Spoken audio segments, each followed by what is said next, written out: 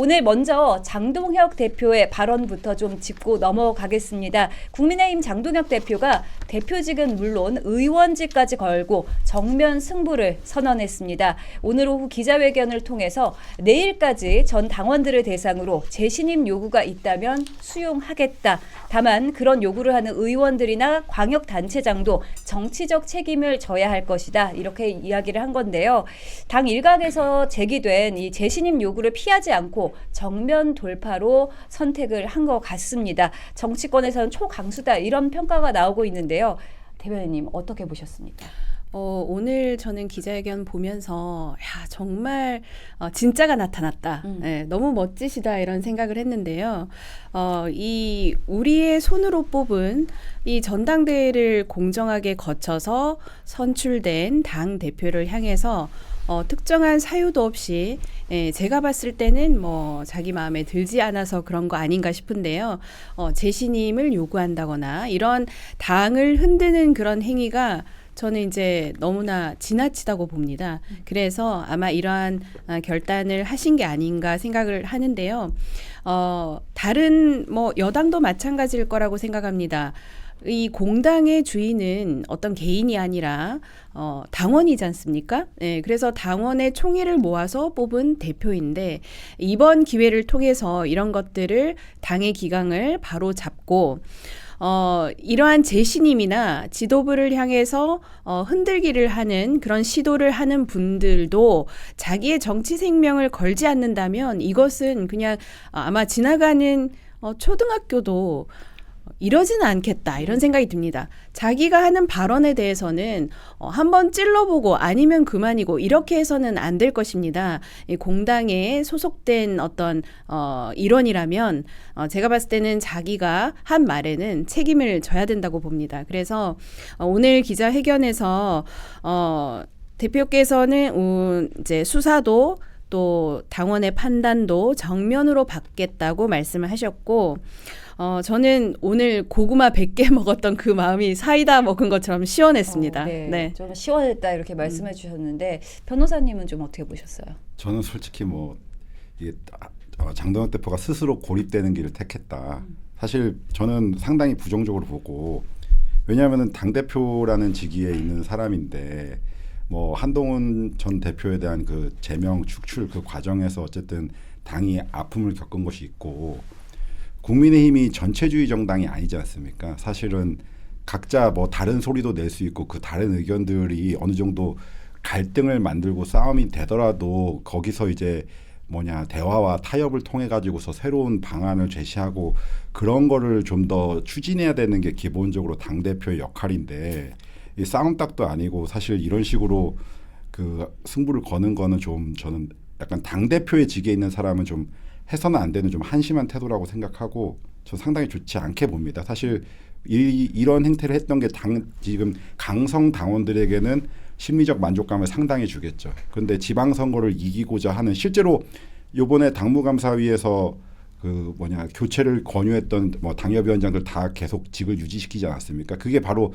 지방선거 이기겠다는 것인데 지방선거 이기겠다는 그 전략과 별도로 당대표가 이에 맞지 않는 이런 태도를 보인다는 거는 이게 모순된 것이고 저는 좋지 않다고 생각합니다. 네, 시 의원님 좀 어떻게 보셨어요? 예,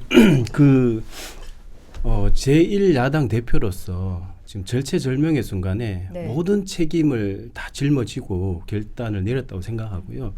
왜냐하면 올해 선거가 너무나 중요하지 않습니까? 그런데 이제 선거라는 게 다 떠나서 아무리 잘해도 집안 싸움하면 선거 이길 수가 없습니다. 아무리 잘해도 내부적으로 집안 싸움하고 내부 총질하면 예를 들어서 캐스팅 보트라고 하는 중도층에서는 저긴 한심한 정당, 우리 먹고 살기 바쁜 국민들은 이렇게 힘이 든데 자기들끼리 내부 총질, 집안 싸움이나 하고 있거나 절대 표 안 줍니다. 또 두 번째는 그렇게 집안 싸움하면 지금 저희가 호재가 얼마나 많습니까? 그 이재명 정부나 민주당이 엄청나게 지금 악재가 많잖아요. 네, 그렇죠. 그 내부 싸움 때문에 다 묻혀버리는 거예요. 그런 우리가 득점을 할 수 있는 그런 것들이. 그래서 장동혁 대표 입장에서 이거 정리를 해야 된다. 이 정리 안 하고는 선거를 치를 수가 없다. 그런 어떤 깊은 또 절체절명의 순간에 이 제1야당 대표로서 모든 짐을 짊어지고 결단을 내렸다고 생각하고 그 두 번째는 이게 어쨌든 그 윤리위라는 당의 조직에서 결정을 했잖아요. 그게 결정이 옳으냐 그러냐는 각자 주장할 수 있지만 어쨌든 시스템 하에서 결정을 했고 또 최고위에서 7명이 9명 중 7명이 찬성을 했잖아요. 이건 정상적인 합법적인 절차적 정당성이 있는 결정이거든요. 그 무엇보다 당원 65%가 지금 제명에 찬성하고 있잖아요. 그럼 여기서 모든 절차를 다 거쳤고 네. 아무런 문제가 없고 당원들도 65%가 찬성을 하는데 그러면 이 당원들의 뜻을 무시하고 해도 되느냐. 그래서 이게 사실은 이 결정에 대해서 뭐 갑론을박은 있을 수 있겠지만 선거라는 절체절명의 순간에서는 저희가 장동혁 대표 중심으로 똘똘 뭉쳐가지고 선거 준비를 해야 되는데 계속 시끄러우니까 어쩔 수 없이 최후의 수단으로 장동혁 대표가 이런 결단을 내리지 않았나 저는 그렇게 생각합니다. 네. 저는 아까 그 변호사님 얘기에 제가 좀 반문을 드리고 싶은 게 이 만약에 개혁신당에서 이준석 대표에 대해서 어떤 의원이 뚜렷한 사유 없이 지속적으로 재신임하자 사퇴해라 라는 어떤 그런 발언을 한다면 과연 그것을 그냥 뭐 거기에 대해서 어떤 당원 당규에 맞춘 그런 것에 대입해서 처리하지 않겠나 저는 그런 생각이 들고요. 다양한 의견이라는 그 미명 아래에 또 당의 기강을 흔드는 것은 그것은 의견이 아니라고 봅니다. 그 흔드는 것과 의견은 다르잖아요. 그래서 그런 부분에서 저는 아까 굉장히 좀 이제 혹평을 하셨는데 생각이 많이 다른 것 같습니다. 네네. 네. 솔직히 더 말씀드리면은 그 시스템을 윤리 거치고 다 했다. 뭐 그런 것들, 그러니까 절차적 정당성을 갖췄다, 지켰다. 독일 히틀러가 했던 거죠. 형식적 법치주의를 극한으로 해가지고서 다수면 다 된다. 네, 그게 사실 65%, 그 나머지 35%는 어떨 겁니까? 사실은 그 갈등 상황에 대해서 흔드는 게 좋다는 얘기를 하는 것이 아닙니다. 그 당대표가 정리를 하는 과정이 배제의 방법이 있고 통합의 방법이 있죠. 사실 저는 한동훈 전 대표를 너무 안 좋아해요. 그 사람은 사실 한한 체제 얘기했을 때 그때부터 저는 왜 비선출 직이 왜 선출된 권력을 어떤 근거로 위임받으려고 하지 해서 전 안 좋아했어요. 근데 왜 그러냐면은 한동훈 전 대표가 만약에 공동선대위원장이든 뭐든 해가지고서 지선에서 같이 있다고 생각해 보십시오. 그 이미지를 생각해 보세요. 저는 뭐 그분에 대해서 뭐 저는 평을 안 좋게 하지만은 틀림없이 중도 소구력이 그래도 국민의힘에 있을 땐 있고 남아서 무소속일 때도 있는지 모르겠지만은 또 한동훈 지지자들이 그렇게 당연히 또 표가 될 것이고 그러니까 장동혁 대표가 지금 뭐 단합을 위해서 이런 그 선택을 했다는 그 명분은 제가 이해를 하겠는데 전략적으로 이길 수 있는 길이 아니라는 생각이 강하게 들기 때문에 한심하다고 얘기를 하는 겁니다. 예. 그런데 제가 한 가지만 네네네. 말씀을 드릴게요. 이런 게 있어요. 당이 이제 대학 동아리도 아니고 이 공당이라는 게 많은 사람들의 의견이 충돌이 되죠. 그러면 예를 들어서 65% 절대적인 다수가 찬성함에도 소수가 반대를 하니까 그러면 소수 말 듣고 결정을 못하게 되면 결정할 수 있는 게 아무것도 없습니다. 그렇긴 한데 그럼 민주당이 마음대로 하는 거 국민의힘은 뭐 비판할 수 없습니다. 아니 그러면 민주당은 지금 뭐 한 가지 말씀 뭐가 문제냐면 정청래 대표가 최고위원들하고 상의도 없이 통합을 덜컥 얘기해 버렸어요. 이런 건 문제라는 거. 이런 건 최고위에서 왜 절차를 거치지 않냐, 왜 합의를 하지 않냐 할 수 있지만 장동혁 대표는 충분히 윤리위 결정에다가 최고위 결정을 하고 충분히 재심 기간까지 모든 절차를 다 거쳤거든요. 여기에 대해서 결단을 내렸는데 결단이 마음에 안 든다고 그렇게 결정을 하면 안 된다 그러면 지도부가 할 수 있는 게 아무것도 없어요. 그러면 그냥 당나라당 되는 맞아요. 겁니다. 그리고 심지어는 이제 단식 기간 동안에도 충분히 찾아가서 소통도 할 수 있었고 통합의 어떤 기회를 뭐 배제한 것이 아닌가 이런 부분에 대해서는 전혀 지금 이제 공감하시는 분들이 없는 이유가 소통하고 뭔가 자신의 어떤 의견들을 좁혀갈 수 있는 기회는 충분히 있었거든요.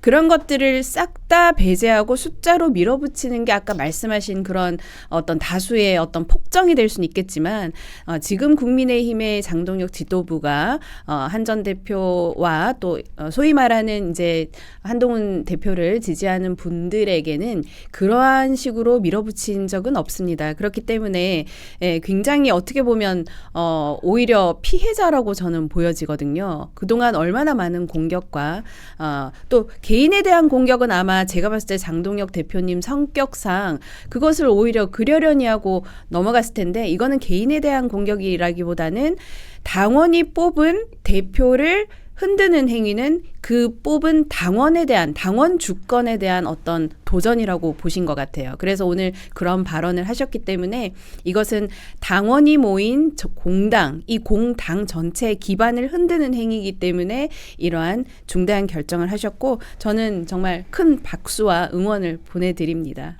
네, 뭐 장동혁 대표 여러 가지 고심 끝에 내린 결정인 것 같습니다. 이것으로 이제 당내에 이런 싸움들이 좀 마무리가 될지 기대가 되는데요. 사실 어제까지만 해도 좀 이런 결정이 나올 것이다 이런 예상은 좀 못하지 않았습니까? 어떻게 보세요? 일단은 어떤 부분이 있었냐면 지금 한 전 대표 측에서 당무감사위원장 고소했고요. 또 장동혁 대표님도 고소당한 걸로 알고 있는데 그런 고소를 당한 상태에서 수사가 시작되지 않습니까? 그러면 우리 당에서는 수사를 협조해야 되는 이제 그런 상황으로 흘러가는데 그렇기 때문에 이제 어저께인가 그 장동혁 대표께서 수사 결과에 대한 책임이 나오면 책임지겠다라고 발언을 하셨죠. 그래서 그것을 제가 보면서 도저히 어떤 소통과 통합과 여러 가지 기회가 있었지만 그것으로는 전혀 해결이 되지 않으니 이제는 예전에 여기 뭐 안철수 대표 의원도 출연을 하셨지만 뭐 정말 객관적으로 IP를 수사를 하고 누가 과연 그 여론 조작의 행태에 가담을 한 건지 이제는 수사로 밝힐 수밖에 없는 그런 흐름으로 간 것이에요. 그래서 그런 흐름을 볼 때는 저는 아마 언젠가는 이런 마무리로 흐르지 않겠나 이렇게는 제가 예상은 했었습니다. 아무래도 장동혁 대표가 요즘 이제 현재 당원들에게 좀 강한 지지를 받고 있다 이렇게 해석할 수도 있겠죠.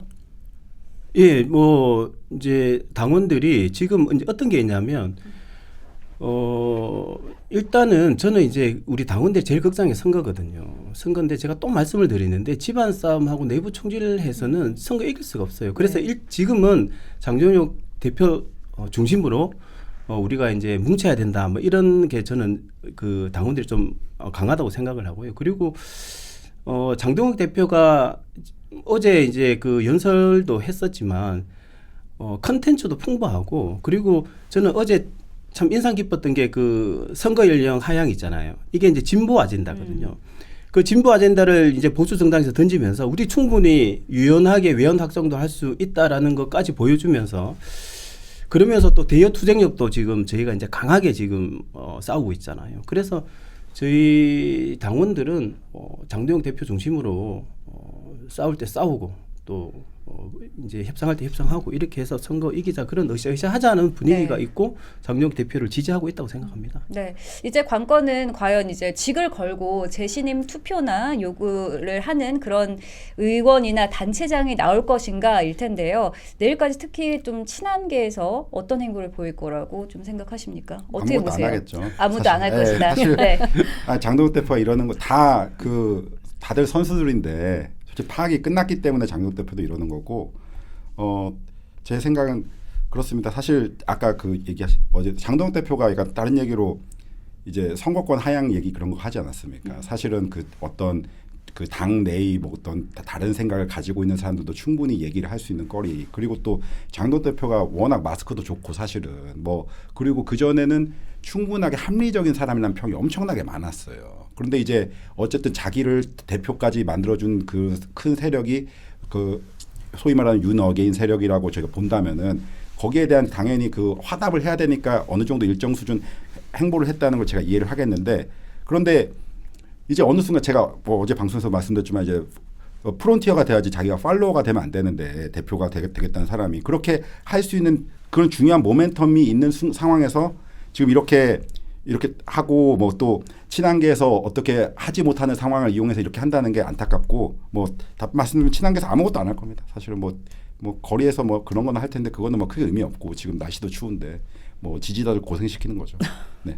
네, 말씀 중에 제가 방송마다 또 언론마다 이런 얘기들을 하도 하길래 한 가지 제가 좀 짚고 넘어가고 싶다 이런 부분이 장동혁 대표를 지지하는 세력이 윤 어게인 세력이 아니냐 이런 이제 언론의 어떤 프레임이 있는 것 같아요. 근데 전당대회에서 장동혁 대표를 뽑았던 당원들 중에 모든 분들의 어떤 그런 마음을 제가 다 알 수는 없지만 저는 그렇게 생각합니다. 그때 당시에 이재명 정권이 막 탄생을 했던 대선 직후에 김문수 전 후보는 이제 어쨌건 여러 가지 정치 경력을 가지셨지만 새로운 뉴페이스잖아요. 예, 새로운 어떤 정치인, 정치 신인, 이 정치 신인에게 거는 기대가 컸고 뉴페이스로서 신선함, 그 신선함에 저는 당원들이 투표를 하셨고 이분이야말로 국민의힘을 지금 굉장히 어려운데 다시 새롭게 일으켜서 갈 수 있는 리더라고 생각해서 투표를 결정하신 그 지지자다. 저는 이런 말들이 좀 더 많이 확산이 되면 좋겠습니다. 네. 예. 그래서 저는 이제 그 장동혁 대표가 저는 전략적인 행보를 해오고 있다고 생각합니다. 네. 처음부터 이게 뭐 즉흥적으로 그때 임기응변식이 아니라 처음부터 다 구도와 절차를 다 이제 계획하고 오고 있는 게 뭐냐면 지방선거는 그 투표율이 낮거든요. 네. 그래서 아무래도 지지층 결집이 굉장히 중요합니다. 그래서 우리 층이 실망해가지고 우리 층이 찍으러 안 오면 한 표 잃는 거예요. 아무리 우리가 공을 들여서 중도표 한 표 가져오더라도 우리 찍어줄 우리 지지층이 안 찍으면 소용이 없는 거거든요. 그래서 장동혁 대표는 첫째는 우리 지지층 탄핵 때문에 굉장히 지금 우리 지지층이 상처받아가지고 의기소침해 있고 힘들어하잖아요. 그러면 이 우리 지지층을 상처를 치유하고 또 달래기도 하고 하면서 우리 지지층을 먼저 묶어놓고 그래서 우리 국민의힘을 지지하고 또 이재명 정부를 비판하는 이런 우리 보수층을 일단은 단단히 묶어놓고 투표장에 나올 수 있도록 단단히 묶어놓고 그다음 외연 확장을 해도 충분하다라는 판단하에 그거는 여러 차례 말씀을 하셨어요. 그 시간표대로 타임라인대로 지금 오고 있다. 저는 그렇게 생각을 합니다. 그 방증이 지금 당원이 제가 알기로는 어저께 발표였나요? 당원이 지금 이제 저희 책임 당원이 민주당 당원을 뭐 넘어섰다 이런 제가 데이터를 본 적이 있고요. 부산에서 그 국민의힘과 민주당의 어떤 정당 지지율이 조금 앞섰다 이런 데이터도 봤습니다. 있죠. 그래서 저희가 뭐 강성 지지층에 묶여서 뭐 이렇게 해서 되겠느냐 이런 비판도 많으시지만 방금 말씀하신 대로 충분히 우리 지지층과 한마음 한뜻이 되고 또 외연 확장도 하시고 저는 아마 장동혁 대표가 다 그런 계획이 있으실 거다 이렇게 봅니다. 네, 지지층 결집을 위해서 장동혁 대표가 정치적 생명을 걸고 정면 돌파에 나섰는데요. 과연 내일까지도 어떤 움직임들이 이어질지 저희도 함께 지켜보도록 하겠습니다.